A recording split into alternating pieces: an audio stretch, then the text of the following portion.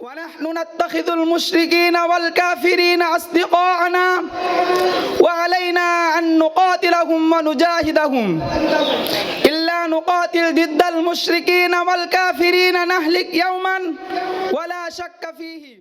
الحمد لله الذي قد خلقنا أحسن الخلق واصطفانا على كل ما خلق، والصلاة والسلام على النبي الذي خلق رحمة للعالمين وبعث بالسيف لإقامة الدين، والمحبة كلها مني على الذين شهدوا هذا المجلس من أساتذتي الكرام وإخواني الأعزاء.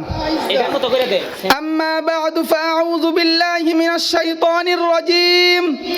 بسم الله الرحمن الرحيم. كتب عليكم القتال وهو كره لكم وعسى أن تكرهوا شيئا وهو خير لكم. أيها الحفل الكرام، اليوم إني سأعرض عليكم خطبة وزيزة حول موضوع أهمية الجهاد.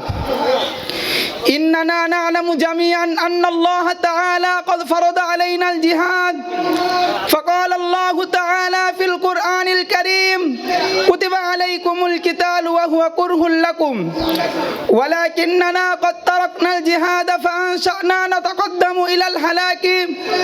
وإن اليهود والنصارى يظلمون المسلمين ويسومهم سوء العذاب، وإن إخواننا المسلمين في فلسطين يتحملون المشقة في كل وقت من الأوقات، ونحن إخوانهم المسلمون.